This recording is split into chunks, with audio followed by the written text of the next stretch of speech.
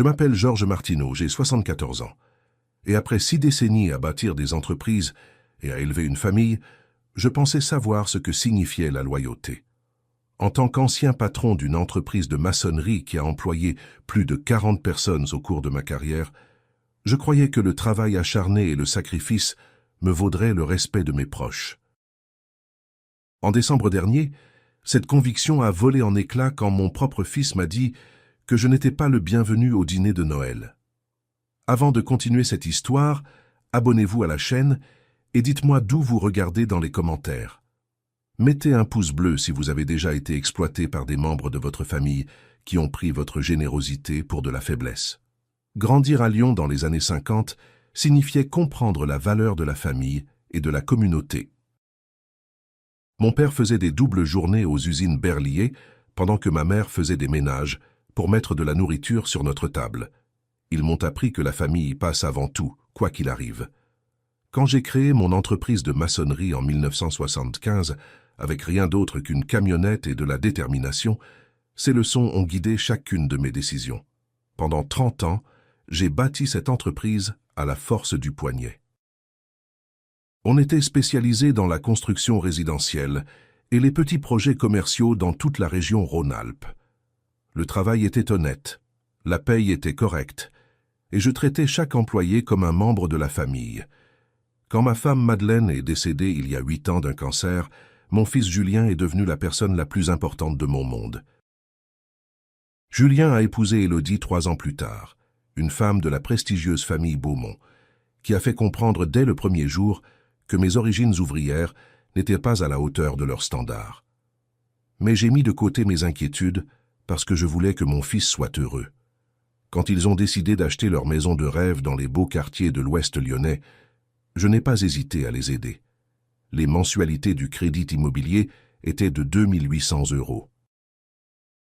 Pendant 6 ans, j'ai fait ce virement chaque mois sans me plaindre.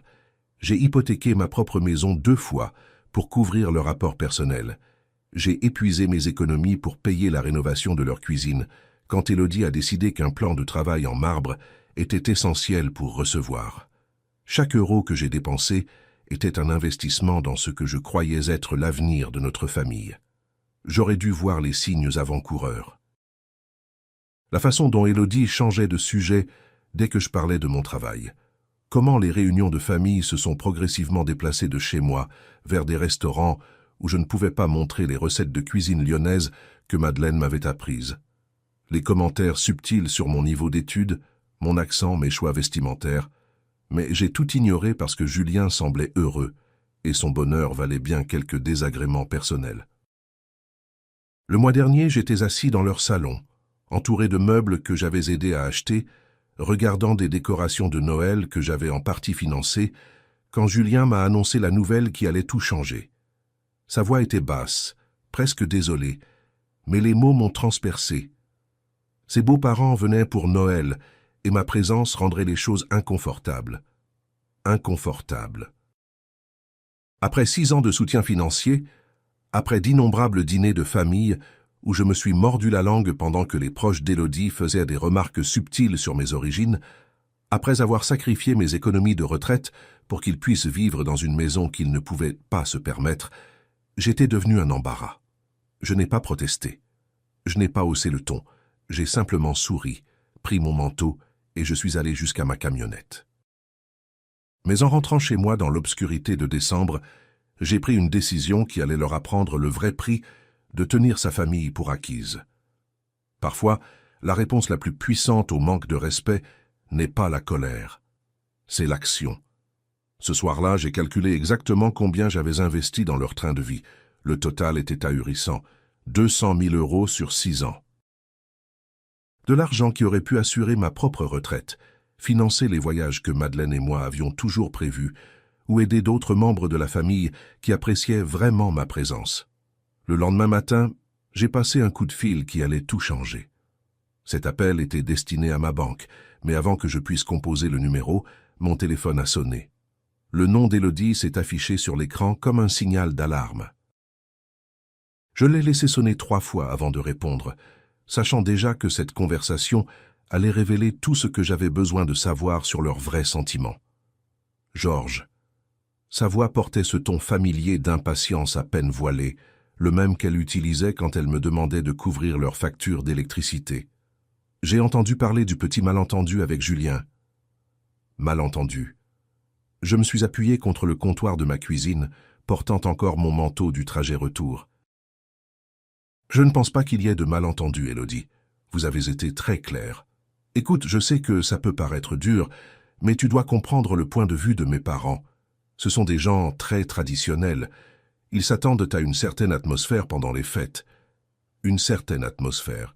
J'entendais des sacs de shopping froissés en arrière-plan, probablement en train de dépenser de l'argent qui aurait dû aller vers leur mensualité de crédit. De l'argent dont j'étais apparemment responsable. Et c'est quelle atmosphère, Élodie? Le silence s'est étiré assez longtemps pour que j'entende une portière claquer dehors. Quand elle a reparlé, sa voix avait glissé vers ce ton condescendant qu'elle réservait pour expliquer des choses évidentes aux gens simples. Eh bien, ils ne sont pas habitués à ta façon de cuisiner. Toute cette nourriture lourde et rustique. Et franchement, Georges, ce sont des gens cultivés. Ils s'attendent à des conversations sur l'actualité, la littérature, l'art. Tu comprends? Les mots ont atterri comme des coups physiques. 6 ans à me mordre la langue, à ravaler des insultes pour le bien de Julien, à faire semblant de ne pas remarquer la façon dont elle me regardait, comme si j'étais une sorte de domestique qui avait dépassé son temps de bienvenue. Ma façon de cuisiner. Ma voix est restée posée, contrôlée. Tu veux dire la nourriture que tu as mangée tous les dimanches pendant 3 ans quand l'argent était serré? Les quenelles et le gratin dauphinois que tu disais te rappeler les recettes de ta grand-mère? C'était différent. On était reconnaissant à l'époque, mais maintenant, avec mes parents qui viennent, on doit maintenir certains standards. Standards.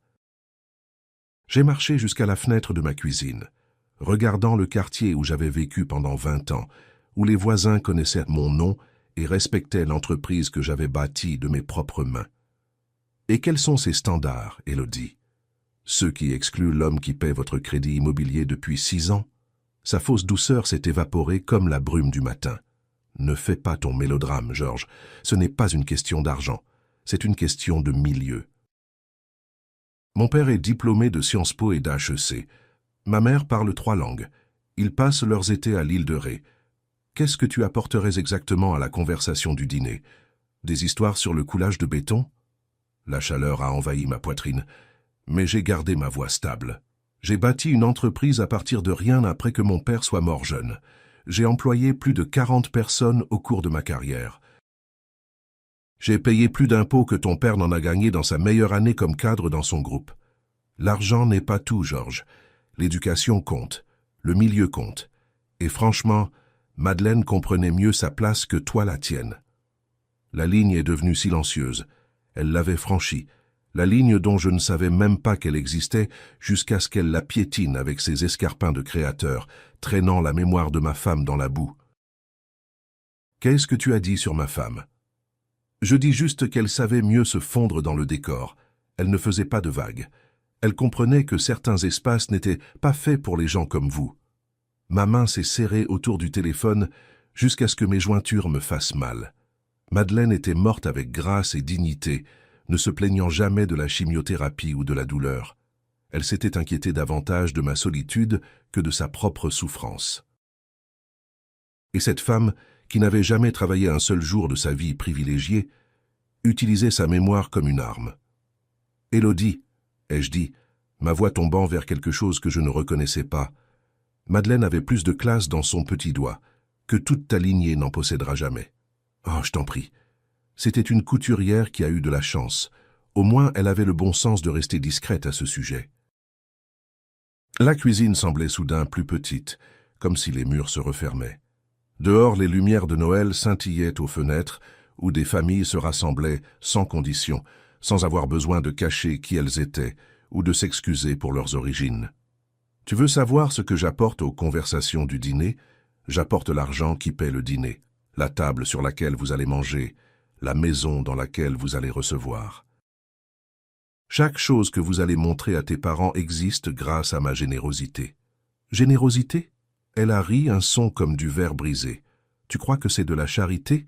C'est une obligation familiale, Georges. Julien est ton fils unique. Le soutenir est ta responsabilité, pas une faveur que tu nous fais. Obligation familiale. Après 6 ans à la regarder dépenser mon argent en sac à main de créateur, pendant que je mangeais des sandwichs jambon-beurre au déjeuner. Après d'innombrables réunions de famille où elle me présentait comme le père de Julien, sans mentionner que je finançais tout leur train de vie. Je veux que tu écoutes très attentivement, Élodie. Cette conversation est terminée. Tu ne peux pas simplement tourner le dos à tes responsabilités parce que tu as les sentiments blessés. On a un crédit immobilier, Georges. On a des factures. Tu ne peux pas simplement abandonner ta famille. Ma famille, ai-je répété lentement, ne me ferait jamais choisir entre ma dignité et leur amour. Qu'est-ce que ça veut dire? Ça veut dire que j'en ai fini de faire semblant d'être reconnaissant pour des miettes d'attention de la part de gens qui ne voient en moi qu'un distributeur de billets ambulant. Ça veut dire que toi et tes parents pouvaient profiter de votre dîner de Noël sophistiqué sans l'embarras de ma présence. Georges, tu es ridicule. Un dîner ne change pas 6 ans de soutien. Tu as raison, ai-je dit, surpris moi-même par le calme que je ressentais. 6 ans de soutien auraient dû me valoir un respect élémentaire. Au lieu de cela, ça m'a valu une interdiction au dîner de Noël parce que je ne suis pas assez bien pour les sensibilités délicates de tes parents. C'est juste un jour férié. On peut faire quelque chose le week-end d'après. Le week-end d'après. Comme si Noël n'était qu'un rendez-vous qu'on pouvait décaler par commodité. Élodie, je veux que tu te souviennes de cette conversation, chaque mot, parce que c'est le moment où tout a changé. J'ai raccroché et posé délicatement le téléphone sur mon comptoir. Autour de moi, la cuisine semblait différente, plus propre d'une certaine façon, comme si un poids avait été soulevé de l'air même. Il était temps de passer cet appel à la banque. J'ai sorti le dossier en carton que j'évitais depuis des mois. Relevé bancaire, papier du crédit immobilier, 6 ans de virements automatiques qui m'avaient saigné à blanc pendant qu'ils vivaient comme des rois. Il était temps d'arrêter l'hémorragie. Les documents se sont étalés sur ma table de cuisine, comme des pièces à conviction sur une scène de crime. 6 ans de relevés bancaires, chacun montrant le même virement automatique. 2 800 € le 15 de chaque mois, disparaissant de mon compte vers le leur. J'ai sorti ma calculatrice et j'ai commencé à additionner. La première année, 33 600 €. La deuxième année, encore 33 600. À la troisième année, j'avais arrêté de m'acheter des vêtements neufs. La quatrième année, j'avais commencé à faire mes courses dans les magasins discount. Cette année, la 6e année, je mangeais des sandwichs au pâté pour le déjeuner pour joindre les deux bouts. 150 000 €, sans compter l'apport personnel, sans compter les fois où j'avais couvert leurs factures quand l'addiction au shopping d'Élodie devenait incontrôlable. Sans compter les nouveaux appareils électroménagers, l'aménagement paysager, les meubles qui étaient essentiels pour leur style de vie. Je me suis adossé à ma chaise, regardant les chiffres jusqu'à ce qu'ils deviennent flous. L'assurance vie de Madeleine, mes économies de retraite, le fonds vacances qu'on avait commencé pour des voyages qu'on ne ferait jamais. Tout était parti. Versé dans une maison où je n'étais pas le bienvenu pour le dîner de Noël, j'ai pris mon téléphone et j'ai fait défiler mes contacts jusqu'à trouver le numéro du Crédit Lyonnais. Le système automatique m'a proposé des options. Très accommodant. Service client, ici, Jennifer. Comment puis-je vous aider aujourd'hui? Je dois annuler un virement automatique, ai-je dit, ma voix plus stable qu'elle ne l'avait été depuis des années. Certainement, monsieur. J'aurais besoin de votre numéro de compte et de quelques informations de vérification. J'ai débité les numéros, l'entendant taper en arrière-plan. Professionnel, efficace, sans jugement sur les raisons pour lesquelles un homme de 74 ans annulait des paiements vers ce qui était probablement le crédit immobilier de son fils. Je vois le virement dont vous parlez, monsieur Martineau. 2 800 € par mois vers la Société Générale, compte se terminant par 7423. Depuis combien de temps effectuez-vous ce virement? 6 ans. Les mots avaient un goût amer. Et vous voulez l'annuler avec effet immédiat? J'ai regardé autour de ma cuisine les appareils électroménagers démodés que je ne pouvais pas me permettre de remplacer. Les murs qui avaient besoin d'être repeints, les fenêtres qui laissaient passer l'air froid parce que j'avais dépensé mon argent de rénovation pour le château de quelqu'un d'autre. Avec effet immédiat, ai-je confirmé. C'est fait. Le virement a été annulé. Y a-t-il autre chose que je puisse faire pour vous aujourd'hui? Non, ai-je dit, surpris par le bien que ce mot me faisait. Non, c'est tout. J'ai raccroché et je me suis assis dans le silence soudain de ma maison. Dehors, l'obscurité de décembre s'installait sur Lyon. Les lumières de Noël scintillaient aux fenêtres, où des familles se rassemblaient sans condition, sans jugement, sans avoir besoin de cacher qui elles étaient. Pour la première fois en 6 ans, le budget du mois prochain allait s'équilibrer. Pour la première fois depuis la mort de Madeleine, je pouvais me permettre de réparer mon chauffage, d'acheter de la vraie nourriture, peut-être même de faire ce voyage pour voir ma sœur Rosa à Marseille. J'ai rassemblé les relevés bancaires, les papiers du crédit, toutes les preuves de ma générosité. Puis j'ai marché jusqu'à ma cheminée, craqué une allumette et regardé 6 ans de martyrdom se transformer en cendres. Le feu était chaud sur mon visage, plus chaud que je ne m'étais senti depuis des années. Mon téléphone a vibré avec un message. Probablement Julien qui voulait s'excuser, ou Élodie qui avait besoin d'argent pour quelque chose d'essentiel. Je ne l'ai pas vérifié. Au lieu de cela, je me suis servi un verre du Bon Côte du Rhône, la bouteille que je gardais pour une occasion spéciale qui ne semblait jamais arriver. Ce soir semblait assez spécial. Mais ce n'était que le début. Le lendemain matin est arrivé vif et clair, le soleil de décembre filtrant à travers les fenêtres de ma cuisine alors que je savourais ma 2e tasse de café. Pour la première fois depuis des années, je ne calculais pas combien d'argent allait disparaître de mon compte dans 3 jours. La liberté avait meilleur goût que le café de qualité que je m'étais enfin permis d'acheter. Mon téléphone a sonné à exactement 10h47. Le nom d'Élodie s'est affiché sur l'écran comme une étiquette d'avertissement. Georges. Sa voix portait ce ton familier d'impatience, à peine voilé. J'ai besoin que tu ailles chercher mes parents à l'aéroport Saint-Exupéry. Leur vol de Paris arrive à 14h. J'ai posé ma tasse délicatement, regardant la vapeur s'élever vers le plafond. Élodie, tu as oublié notre conversation d'hier? Écoute, peu importe ce que c'était, on doit se concentrer sur les choses pratiques maintenant.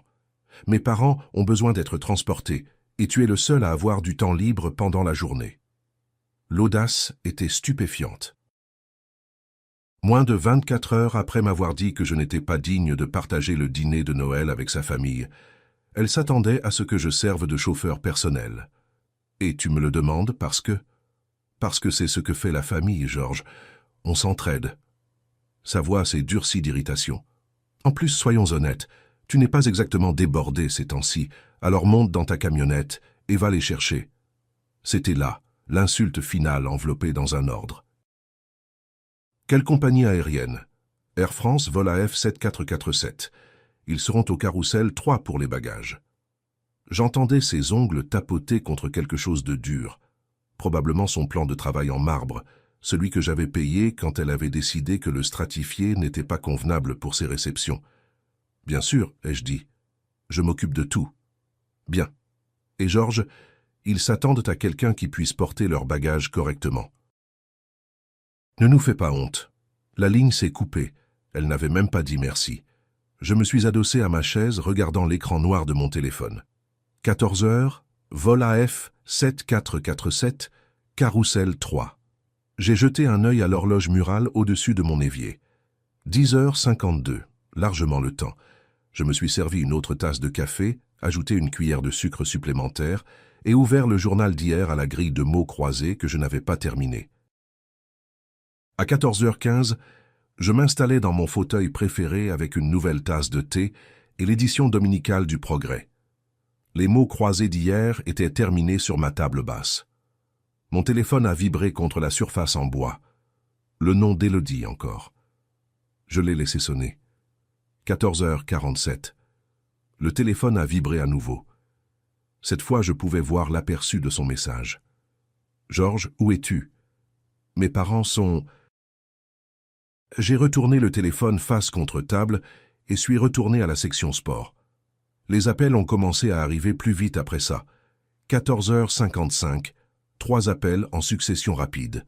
15h15, 5 appels supplémentaires de numéros inconnus. Probablement ses parents empruntant le téléphone de quelqu'un à l'aéroport. À 15h30, Mon téléphone avait vibré 15 fois. J'avais fini le journal, préparé une deuxième théière, et commencé à organiser le tiroir à bazar dans ma table de cuisine. 15h45 a apporté 10 appels supplémentaires en 15 minutes. La vibration est devenue constante, comme une guêpe en colère piégée contre une vitre. Je pouvais les imaginer debout au bagage, la confusion se transformant en colère, puis en panique, quand ils ont réalisé que leur chauffeur personnel avait eu l'audace de les planter. 16 heures est arrivé avec 20 appels supplémentaires. Numéros inconnus, le numéro d'Élodie, puis retour aux numéros inconnus. Le désespoir devenait palpable, même à travers le silence de mon téléphone ignoré. 16h15 a livré la vague finale. 25 appels en 30 minutes. L'écran du téléphone s'allumait et s'éteignait, un stroboscope frénétique de l'arrogance rencontrant la réalité. Je les ai comptés plus tard. 98 appels manqués au total. 98 tentatives de me commander, de me culpabiliser ou de me manipuler pour reprendre mon rôle de serviteur personnel. À 16h30, j'ai marché jusqu'à ma cuisine et débranché mon téléphone fixe du mur. Puis j'ai complètement éteint mon portable. Silence parfait. Je me suis fait un croque-monsieur et réchauffé une boîte de soupe à la tomate. De la nourriture réconfortante que je ne m'étais pas autorisée depuis des mois, parce que chaque euro de course allait vers le fait de joindre les deux bouts, tout en subventionnant leur train de vie. Dehors, le soleil d'hiver commençait déjà à se coucher, projetant de longues ombres sur mon jardin. Quelque part de l'autre côté de la ville, 3 personnes étaient probablement debout dans un parking d'aéroport, se disputant sur le prix du taxi et se demandant comment leur serviteur personnel avait développé une colonne vertébrale. À 17h30, j'avais dîné, chargé mon lave-vaisselle et je réfléchissais à quel film regarder. Ça faisait des années que je n'avais pas eu une soirée entière pour moi, sans m'inquiéter d'appels d'urgence pour de l'argent ou de faveurs de dernière minute. J'allais attraper la télécommande quand quelqu'un s'est mis à marteler ma porte d'entrée. Pas frapper, marteler. Le genre de coups agressifs qui faisait trembler le cadre et annonçait une fureur pure. À travers le Judas, je pouvais voir 3 silhouettes entassées sur mon petit perron comme des loups encerclant leur proie. Il était temps d'affronter la musique. J'ai ouvert la porte pour trouver le visage rouge de Philippe Beaumont à quelques centimètres du mien. « Qu'est-ce qui ne va pas chez vous ?» a-t-il crié, me poussant pour entrer dans mon salon sans invitation. On a attendu à cet aéroport pendant plus de 3 heures. Catherine l'a suivi, ses cheveux habituellement parfaits en désordre, ses lèvres pincées en une ligne fine de pure haine. C'est un comportement complètement inacceptable de la part de quelqu'un de votre âge, Georges. Absolument barbare. Élodie fermait la marche, son manteau de créateur froissé, son maquillage coulé. « Tu nous as humiliés. Tu as la moindre idée de ce que tu as fait ? Sortez de chez moi, ai-je dit calmement sans bouger de ma position près de la porte. Ils se sont arrêtés en plein milieu de leur tirade, choqués par l'acier dans mon ton. « Pardon ?» Le visage de Philippe est passé du rouge au violet. « Tu ne donnes pas d'ordres ici, mon gars. Pas après ce que tu as fait aujourd'hui. »« C'est ma maison, » ai-je dit, m'écartant et tenant la porte plus grande ouverte. « Et je veux que vous sortiez, maintenant. » Catherine s'est avancée, sa voix dégoulinant de condescendance. « Georges, vous ne comprenez clairement pas l'ampleur de votre erreur. Mon mari a des relations dans toute cette ville. Des relations d'affaires, des relations sociales. Vous ne pouvez pas traiter des gens comme nous de cette façon et vous attendre à ce qu'il n'y ait pas de conséquences. » « C'était une leçon, » ai-je interrompu, soutenant son regard fermement. Une leçon sur le fait de traiter les gens avec un respect élémentaire. La bouche d'Élodie s'est ouverte. Une leçon ? Tu te prends pour qui pour donner des leçons à qui que ce soit ? Tu n'es personne. Tu es un maçon glorifié qui a eu de la chance. Je suis quelqu'un qui a enfin arrêté d'être votre compte en banque personnelle et votre service de taxi. J'ai fait un geste vers la porte ouverte. La leçon est terminée. Vous pouvez partir. Philippe a pointé un doigt vers ma poitrine, mais n'a pas tout à fait osé me toucher. Tu n'as aucune idée de à qui tu t'en prends, vieil homme. J'ai des amis au Progrès, des contacts à Lyon Mag, des gens qui peuvent te rendre la vie très, très difficile. C'est une menace, monsieur Beaumont. C'est une promesse. Sa voix est tombée à un murmure menaçant. Tu crois qu'abandonner des personnes âgées à un aéroport, c'est quelque chose que tu peux faire sans conséquence? Tu vas apprendre exactement à quel point tu as tort. Catherine a hoché la tête, son sourire assez tranchant pour couper du verre. En effet, les actes ont des conséquences, Georges, et les vôtres seront très publics. Ils sont sortis de ma maison comme une armée vaincue, mais Philippe s'est retourné sur le seuil. Tu vas le regretter, a-t-il dit. Je te le garantis. J'ai fermé la porte derrière eux et tourné le verrou avec un clic satisfaisant. À travers la fenêtre, je les ai regardés s'entasser dans leur voiture de location, se disputant encore entre eux alors qu'ils s'éloignaient dans l'obscurité de décembre. 3 jours plus tard, je savourais mon café du matin quand j'ai vu mon propre visage me regarder depuis la page 3 du Progrès. Le titre disait « Un homme d'affaires local abandonne un couple de retraités à l'aéroport pendant la période des fêtes ». Mes mains se sont figées autour de la tasse de café. J'étais là en noir et blanc, une vieille photo du site web de mon entreprise, probablement vieille de 10 ans. En dessous, un article qui m'a glacé le sang et enflammé ma colère en parts égales. Philippe et Catherine Beaumont, en visite chez leur fille pour Noël, ont été abandonnés à l'aéroport Lyon-Saint-Exupéry pendant plus de 4 heures dimanche, quand un membre de la famille, Georges Martineau, ne s'est pas présenté pour un rendez-vous convenu. Le couple, tous deux à la fin de la soixantaine, a attendu dans des températures glaciales, alors qu'une alerte météo hivernale était émise pour la région. Alerte météo hivernale. Il faisait 13 degrés et il y avait du soleil. On n'arrivait pas à croire que quelqu'un nous abandonnerait comme ça, a déclaré Philippe Beaumont, un ancien cadre de l'industrie automobile. On a appelé à plusieurs reprises, mais M. Martineau n'a jamais répondu à son téléphone. On a été forcé de prendre un taxi cher dans des conditions dangereuses. À notre âge, ce genre de traitement n'est pas seulement inconsidéré, c'est potentiellement dangereux. L'article continuait avec des citations sur mon comportement erratique et des inquiétudes sur mon état mental. Philippe s'était peint, lui et Catherine, comme des victimes impuissantes d'un vieil homme cruel qui avait soudainement craqué sans provocation. Aucune mention du rejet du dîner de Noël. Aucun contexte sur les exigences d'Élodie ou leurs années d'exploitation financière. Juste moi, le méchant, qui avait abandonné de pauvres touristes âgés pendant un blizzard qui n'existait que dans l'imagination de Philippe. J'ai posé mon café et relu l'article lentement, puis une 3e fois. La signature appartenait à Patricia Morel, rédactrice en chef de la section Métropole.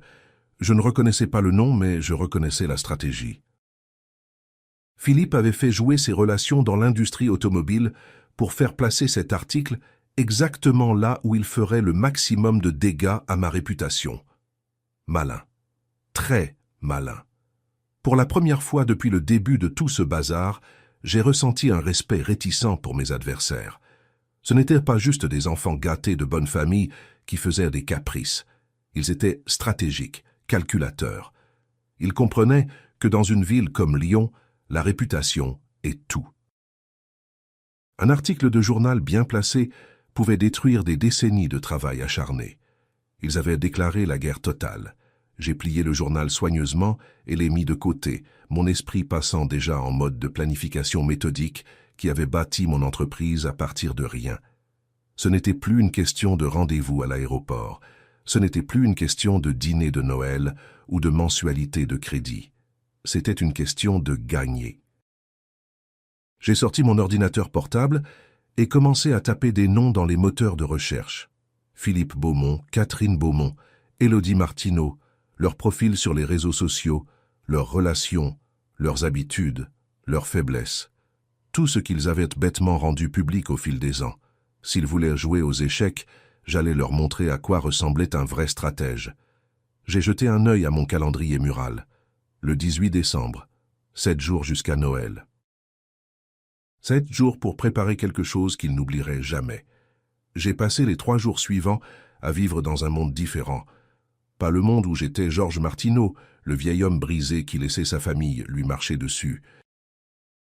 C'était le monde où j'étais Georges Martineau, homme d'affaires, penseur stratégique, quelqu'un qui avait bâti quelque chose à partir de rien et n'allait pas laisser une bande de parasites arrogants détruire ce qu'il avait travaillé 40 ans à construire.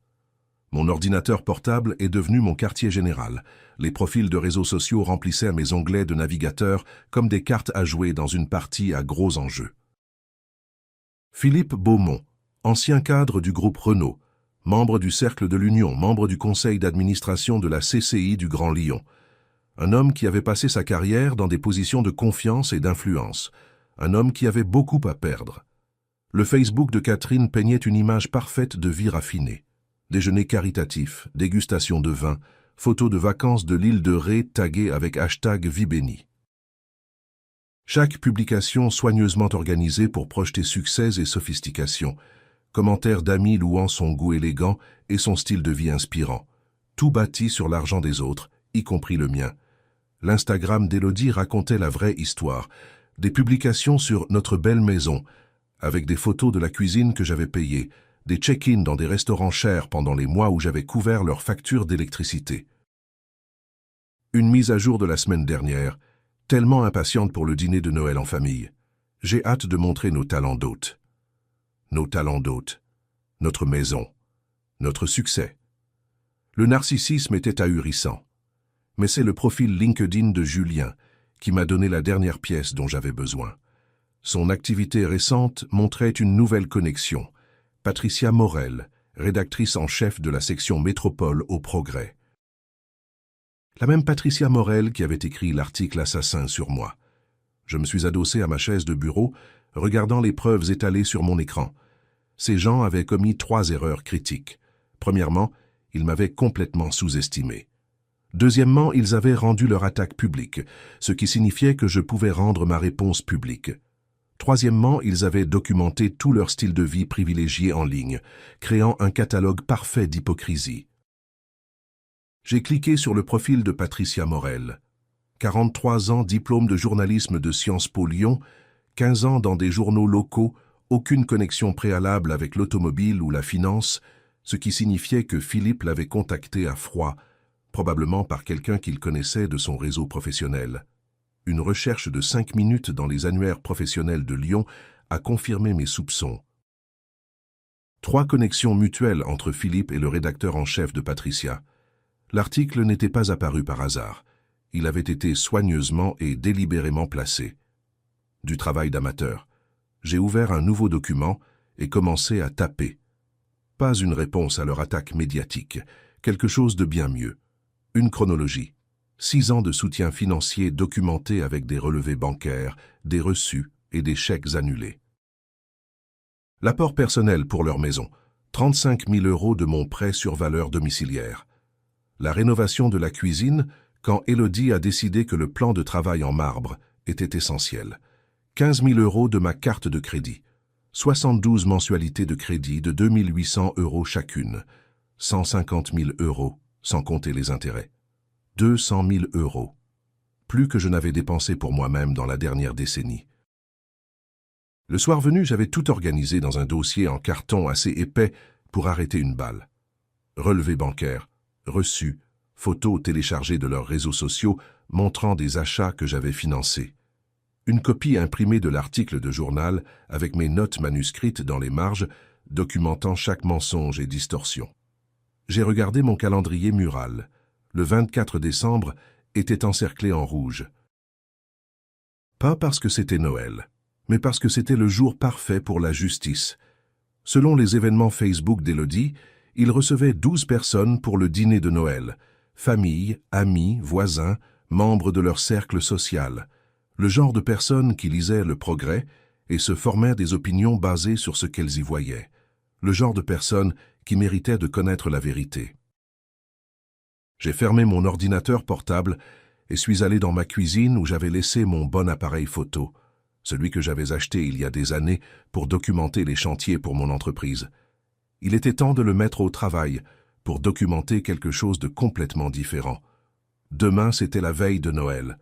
Demain, Philippe Beaumont et sa famille allaient apprendre ce qui arrive quand on déclare la guerre à quelqu'un qui sait vraiment comment se battre. Le matin de la veille de Noël s'est levé gris et froid, le genre de journée d'hiver lyonnaise qui vous rendait reconnaissant pour les maisons chaudes et les réunions de famille. Dommage que je ne sois le bienvenu ni dans l'une ni dans l'autre. Mais j'avais d'autres projets. J'ai disposé mes preuves comme un avocat préparant un procès. Relevés bancaires organisés par année. Chaque paiement mensuel surligné en jaune. Reçus arrangés chronologiquement, montrant le schéma de mon soutien pour leur train de vie. Photos imprimées de leurs réseaux sociaux, les nouveaux bijoux d'Élodie, leurs photos de vacances, les décorations de Noël coûteuses qui ornaient actuellement la maison que j'avais aidé à garder. Tout photocopié 12 fois, un exemplaire pour chaque convive. L'article de journal allait au-dessus de chaque pile, mes notes au stylo rouge visibles dans les marges. Mensonge, écrit à côté des citations de Philippe sur les conditions météo dangereuses. Faux, à côté de l'affirmation sur mon comportement erratique. Contexte manquant, surligné là où ils avaient omis de mentionner 6 ans de soutien financier. Je me suis habillé soigneusement avec mon plus beau costume, le bleu marine que j'avais porté aux funérailles de Madeleine, repassé et prêt pour une autre sorte d'adieu. Aujourd'hui, je disais au revoir à l'homme qui avait été un paillasson pour sa famille.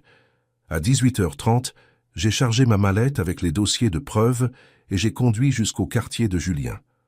Leur maison brillait d'une lumière chaude, des voitures remplissant l'allée et bordant la rue. À travers les fenêtres de devant, je pouvais voir des silhouettes se déplacer autour de la salle à manger, Élodie jouant l'hôtesse dans la maison que mon argent avait aidé à acheter. Je me suis garé de l'autre côté de la rue et j'ai vérifié ma montre. 18h45, timing parfait. Assez tard pour que tout le monde soit assis pour le dîner. Assez tôt pour qu'ils en soient encore au plat principal. Pas de fuite facile pour personne. La porte d'entrée n'était pas verrouillée. Bien sûr qu'elle ne l'était pas. Élodie adorait montrer à quel point leur quartier était sûr, qu'ils n'avaient pas besoin de s'inquiéter de la sécurité, comme les gens dans les quartiers plus rudes. Je suis entré silencieusement, l'air chaud me frappant au visage, avec les sons de rire et de conversation venant de la salle à manger. « Mais ma chérie, ce n'est pas comme ça qu'on fait dans notre famille », disait quelqu'un, suivi de plus de rires. « Notre famille », après tout ce qu'ils avaient fait pour m'en exclure. Je suis entré dans la salle à manger avec ma mallette. 12 visages se sont tournés vers moi, avec des expressions allant de la surprise à l'horreur. Élodie s'est figée avec son verre de vin à mi-chemin de ses lèvres. Le visage de Julien est devenu blême. Philippe et Catherine avaient l'air d'avoir vu un fantôme. « Bonsoir à tous », ai-je dit calmement, posant ma mallette sur leur buffet en marbre. « J'espère que ça ne vous dérange pas que je me joigne à votre célébration de Noël. » Élodie a retrouvé sa voix en premier. « Georges, c'est complètement inapproprié, tu dois partir immédiatement. » « En fait, » ai-je dit, ouvrant ma mallette et sortant la première pile de papier, « je pense que vos invités méritent de savoir qui a vraiment payé ce dîner, cette maison et ce train de vie que vous avez tant montré. » Une femme que je ne reconnaissais pas, probablement une des amies de bienfaisance de Catherine, s'est penchée en avant avec curiosité. « De quoi parle-t-il, Élodie ? » « Il fait une sorte de crise, » a dit Élodie rapidement. « Julien, appelle quelqu'un. » Mais je faisais déjà le tour de la table, plaçant un dossier de documents devant chaque invité. « Voici les relevés bancaires, » ai-je dit d'un ton conversationnel. 6 ans de soutien financier, 150 000 € en mensualité de crédit seulement, plus l'apport personnel, les rénovations, les meubles, l'électroménager, tout ce que vous voyez autour de vous.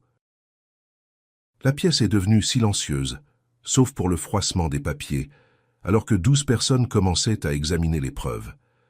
J'ai observé leurs visages changer alors qu'ils absorbaient les chiffres, les dates, la preuve indéniable de ma générosité et de leur tromperie. « C'est scandaleux », a commencé un homme, puis s'est arrêté, fixant un relevé bancaire.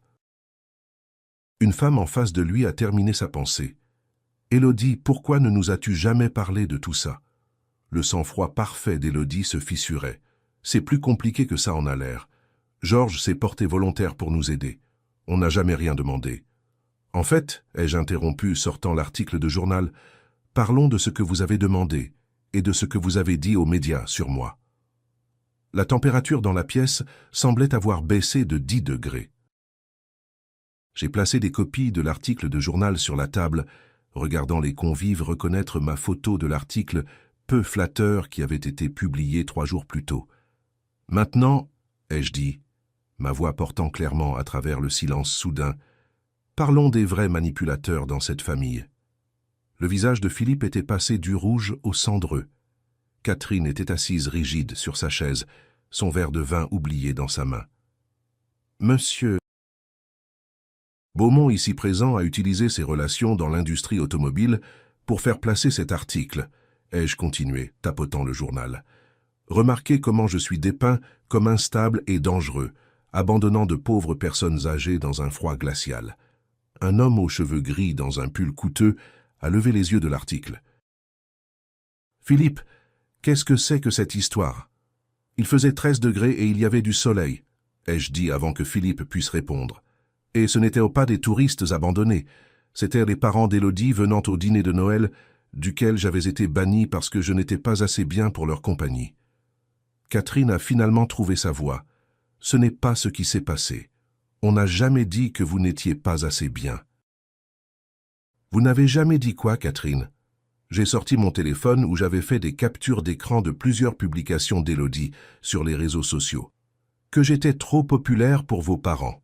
Que ma cuisine ouvrière et ma conversation de maçon vous embarrassèrent devant vos amis cultivés? La femme que j'avais identifiée comme une des amies de bienfaisance de Catherine s'est tortillée, mal à l'aise. Catherine, tu n'as quand même pas dit de telles choses. Tariq déforme tout, a bafouillé Philippe, mais sa voix manquait de conviction. Cet homme a de sérieux problèmes, le stress du vieillissement, des problèmes financiers.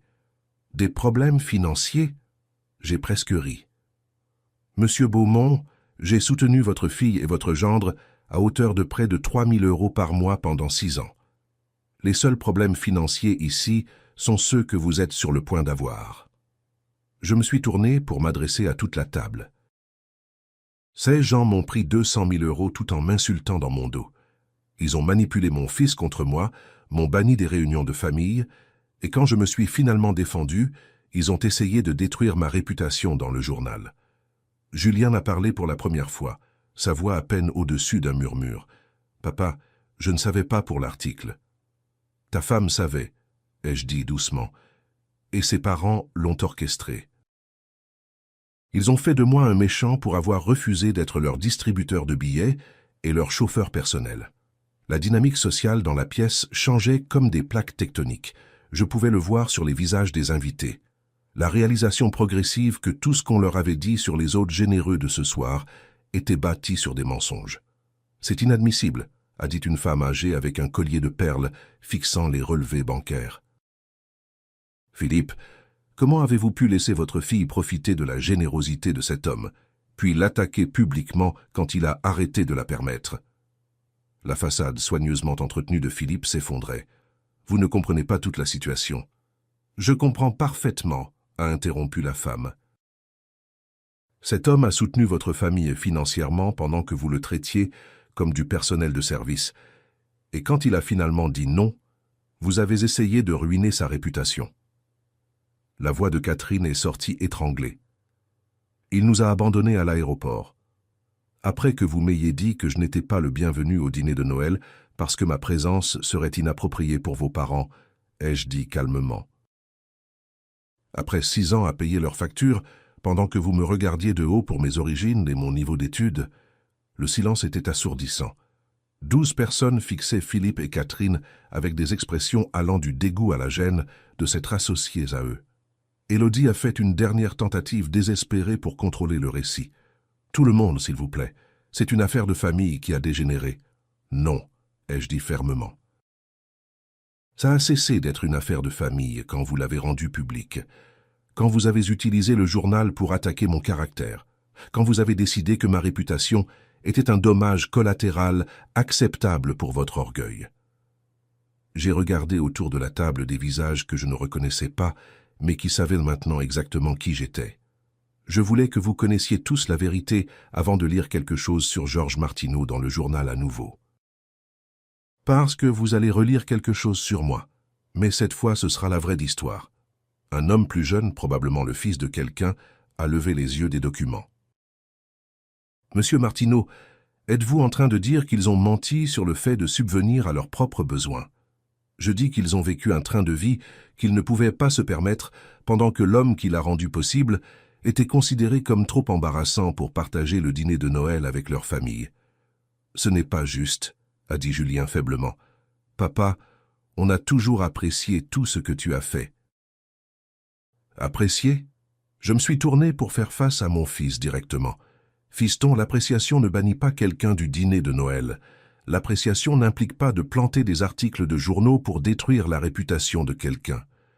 L'appréciation n'inclut pas de me dire que ma femme décédée connaissait sa place mieux que moi la mienne. Plusieurs invités ont eu le souffle coupé. La femme aux perles a posé sa fourchette avec un cliquetis sec. « Ils ont dit ça sur votre défunte épouse ?» »« Entre autres choses, ai-je répondu. 6 ans d'insultes subtiles, de discrimination de classe et de sous-entendus. Tout ça pendant que je payais leurs factures et me taisais pour le bien de l'harmonie familiale. » Catherine s'est levée brusquement, sa chaise raclant contre le parquet.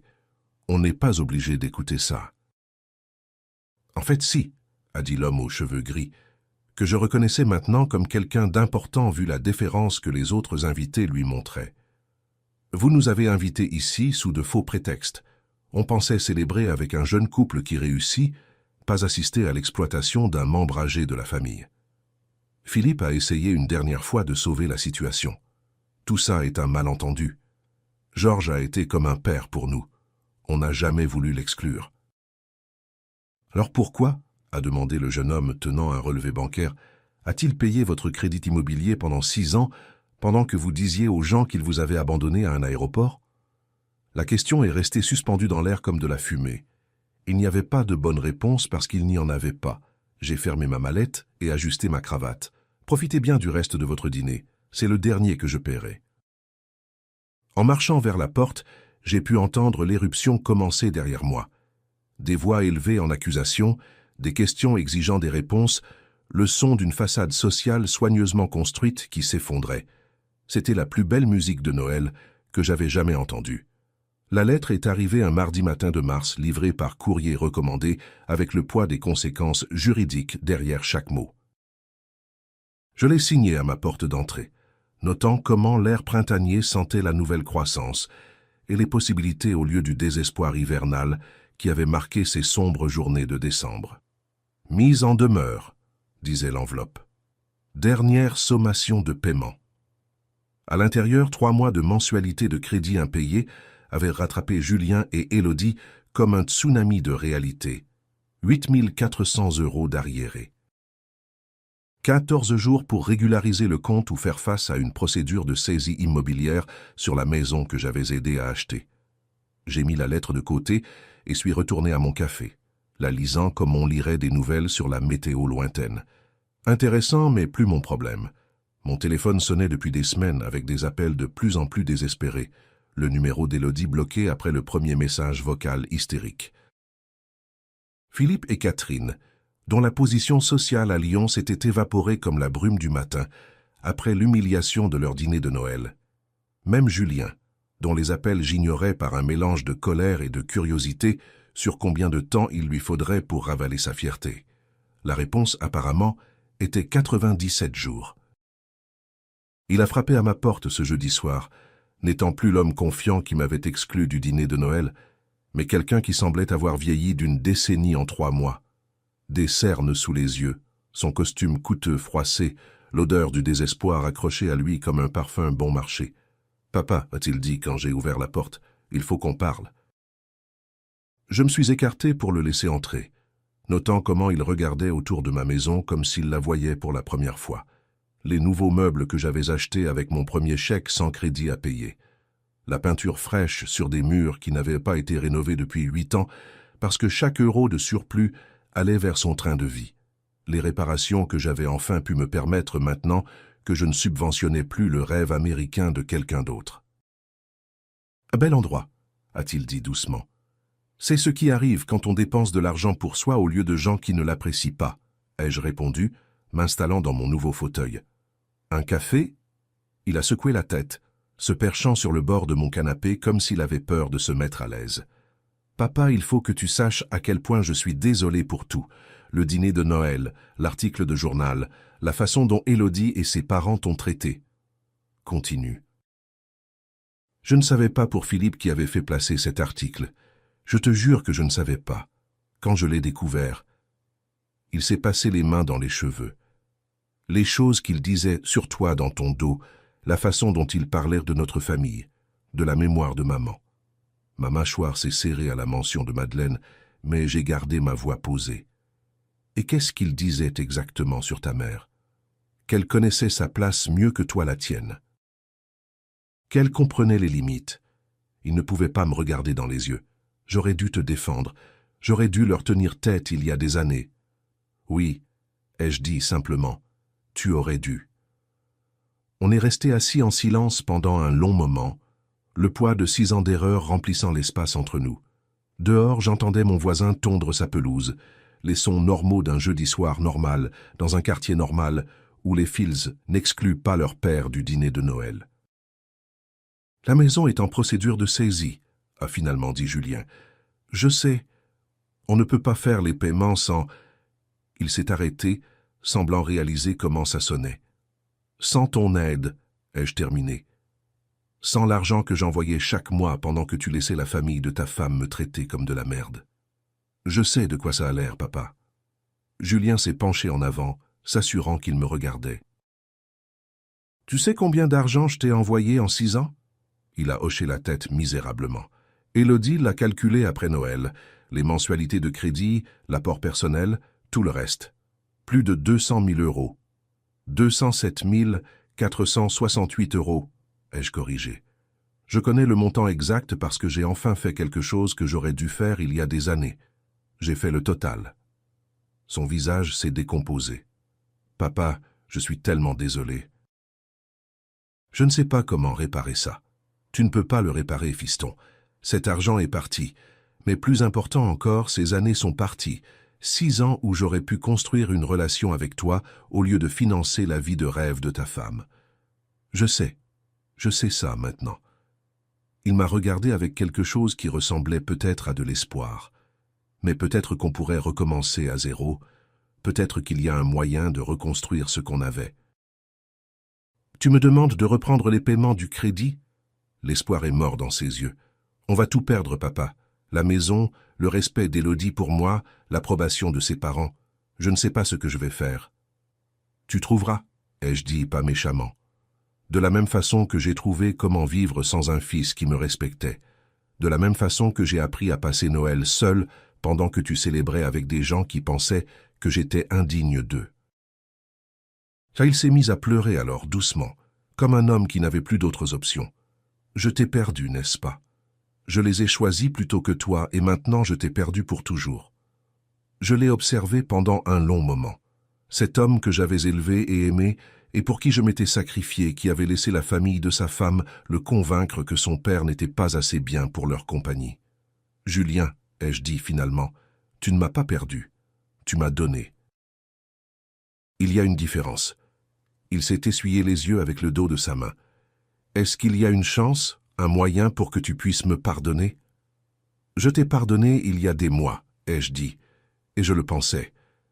Mais le pardon ne signifie pas revenir à ce qu'on était avant. Ça ne signifie pas faire semblant que ça ne s'est pas passé, ou que je vais reprendre les paiements pour un train de vie qui était conditionné au fait que je sois reconnaissant pour des miettes de ton attention. Alors ça signifie quoi?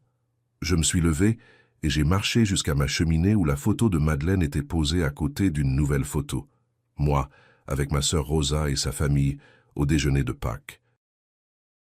Le premier jour férié que j'avais passé avec des gens qui voulaient vraiment de ma présence. Ça signifie que si tu veux une relation avec moi, tu devras la construire à partir de zéro. Ça signifie me montrer du respect au lieu d'exiger que je le mérite.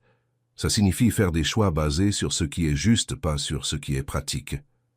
Je me suis retourné vers lui. Et ça signifie que la prochaine fois que quelqu'un, ta femme, ses parents, n'importe qui, essaie de m'exclure des réunions de famille, tu te souviendras de qui agit vraiment comme une famille. Il a hoché la tête lentement, comprenant peut-être pour la première fois que le respect n'était pas quelque chose qu'on pouvait tenir pour acquis. « La maison ?» a-t-il demandé doucement. « Ce n'est plus ton problème ?» Je me suis rassis, me sentant plus léger que je ne m'étais senti depuis des années. « Tu es un homme adulte, Julien. Trouve une solution comme le font les hommes adultes. Trouve un travail qui paie assez pour couvrir tes factures. Vends la maison et achète-en une que tu peux te permettre. Arrête de vivre au-dessus de tes moyens et de t'attendre à ce que d'autres subventionnent tes choix. Il s'est levé lentement, ses épaules plus droites qu'elles ne l'étaient quand il était arrivé. Tu as raison sur tout. Je sais. Il a marché jusqu'à la porte, puis s'est retourné. Papa, pour ce que ça vaut, te voir te défendre au dîner de Noël. J'étais fier de toi, embarrassé et en colère, mais fier aussi. Bien, ai-je dit. Peut-être qu'il y a de l'espoir pour toi après tout. Après son départ, je me suis servi un verre du bon Côtes-du-Rhône et je suis sorti sur ma terrasse arrière. Le printemps arrivait à Lyon, les arbres commençaient à bourgeonner, l'air se réchauffait avec la promesse de jours meilleurs. Dans 4 mois, j'aurais 75 ans. Madeleine était partie depuis 8 ans. J'avais gaspillé 6 de ces années à être un paillasson pour des gens qui n'appréciaient pas le sacrifice. Je ne comptais plus en gaspiller. Mon téléphone a vibré avec un message de Rosa. Déjeuner dimanche. Les enfants veulent te montrer leur projet d'école. J'ai souri et tapé ma réponse. Je ne manquerais ça pour rien au monde. La vraie famille, en fin de compte, c'était quelque chose qu'on trouvait avec des gens qui voulaient vraiment de notre présence. Tout le reste n'était que du théâtre coûteux, et j'en avais fini d'acheter des billets pour des spectacles où je n'étais pas le bienvenu sur scène. Le vin avait le goût de la liberté, et l'avenir semblait exactement aussi lumineux que j'étais prêt à le rendre. La dignité ne peut pas s'acheter avec la générosité, et le respect ne peut pas se gagner par le sacrifice. Quand les gens vous montrent qui ils sont vraiment par leurs actes et leurs paroles, croyez-les dès la première fois. Votre valeur n'est pas déterminée par ce que les autres sont prêts à accepter de vous, mais par ce que vous êtes prêt à accepter d'eux. Parfois, le plus beau cadeau que vous puissiez faire à quelqu'un est d'arrêter de permettre leur manque de respect. Si vous avez déjà dû tenir tête à des membres de votre famille qui ont pris votre générosité pour acquise, mettez un pouce bleu et partagez votre histoire dans les commentaires.